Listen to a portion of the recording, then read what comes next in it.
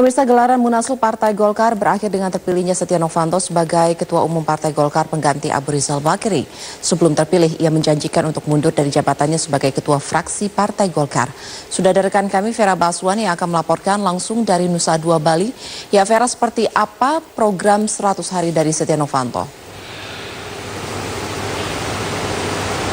Ya Elvita, dengan terpilihnya Setia Novanto sebagai Ketua Umum baru Partai Golkar, ia menjanjikan dalam 100 hari kerjanya ini bahwa mengingat pilkada yang sebentar lagi akan digelar atau di depan mata, maka ia menjanjikan akan melakukan kunjungan mulai dari pusat hingga daerah dan rekonsiliasi yang ia utamakan, termasuk 34 DPD yang sudah ia datangi. Dan Setia Novanto ini unggul dari Ade Komarudin sebanyak 277 suara, di mana Ade di 173 suara.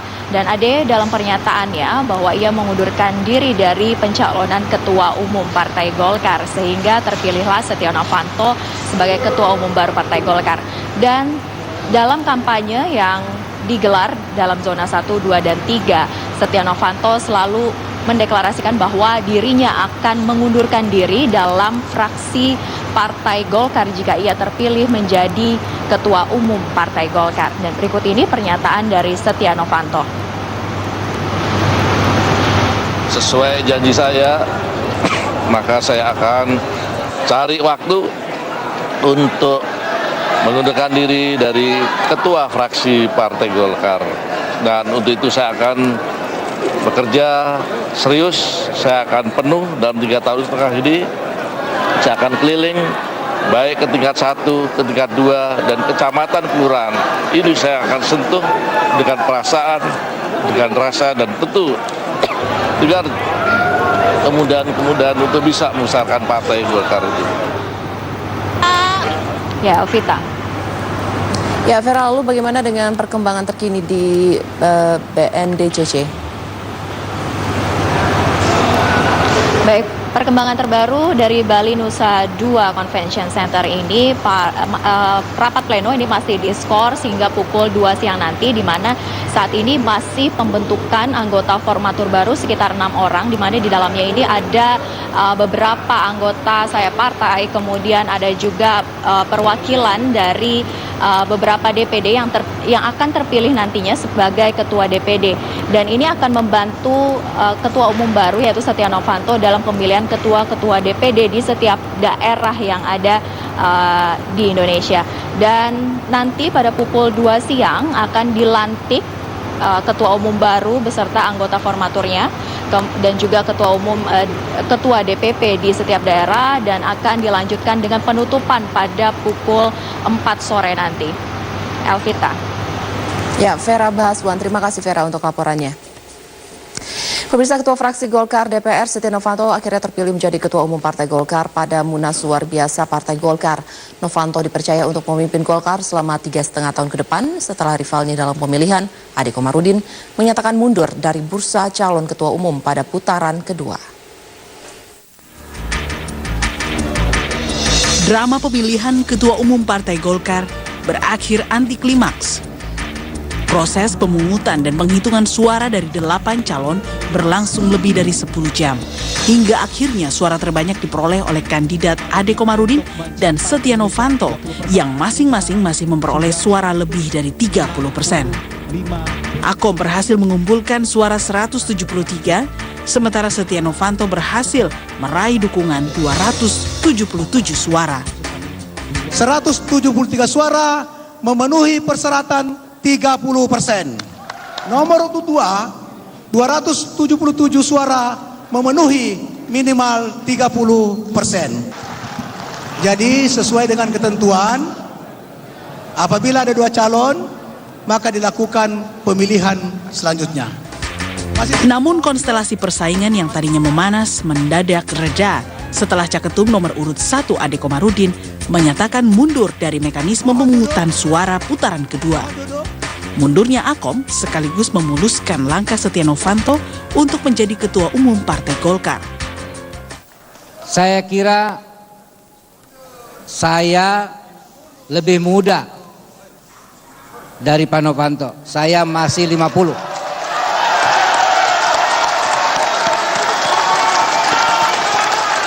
Pak Novanto sekarang 60. Masih ada kesempatan saya di masa yang akan datang.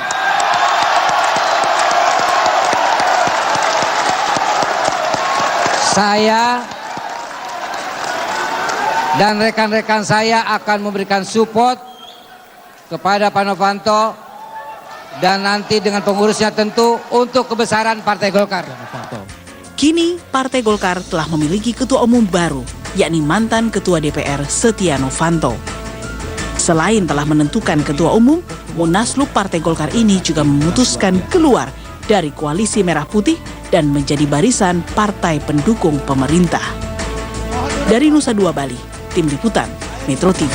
Sangat panjang, sangat melelahkan dari 20.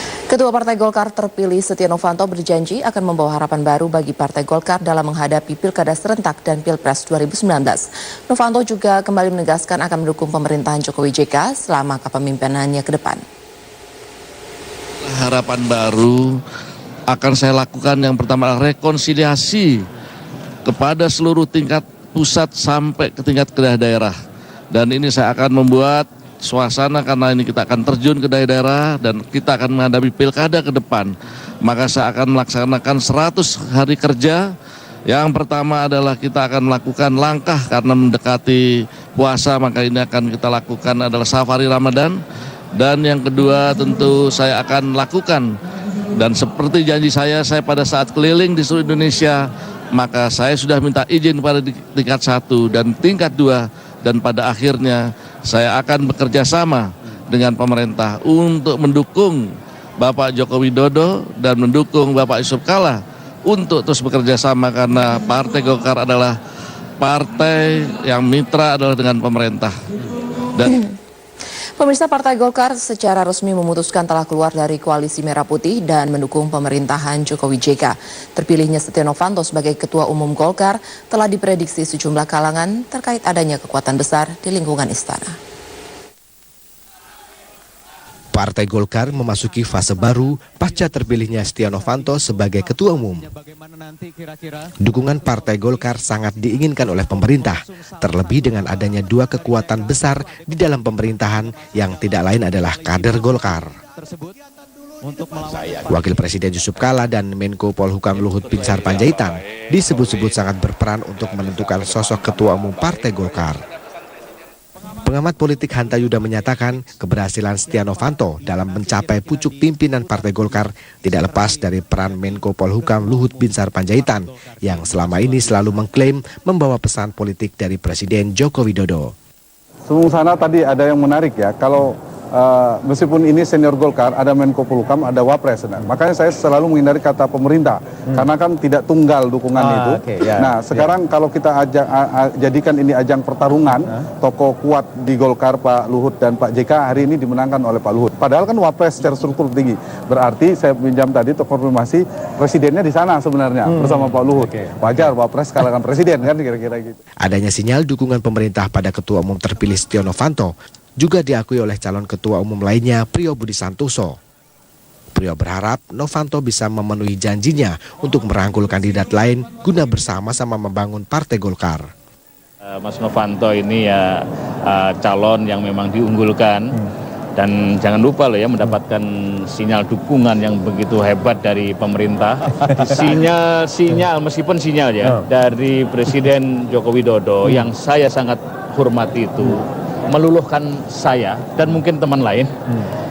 Ya sudahlah kalau ini memang ini, tapi nanti kita bisa bekerja sama dengan baik, ya kita dukung lah untuk kanu gitu. Tapi tidak berarti saya. Sementara kandidat lain Syahrul Yassin Limpo menegaskan pasca terpilihnya Setia Novanto, Golkar harus bersatu dan tidak terpecah belah lagi.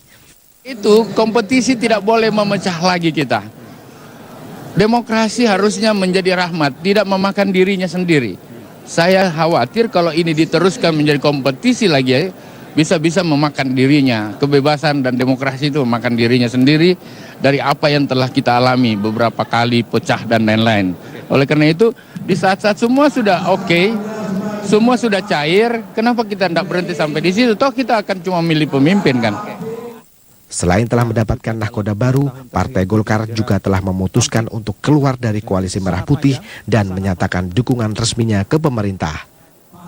Apakah merapatnya Golkar ke pemerintah ini menjadi sinyal kuat akan terjadinya reshuffle kabinet? Kita tunggu saja. Dari Nusa Dua Bali, Tim Liputan Metro TV.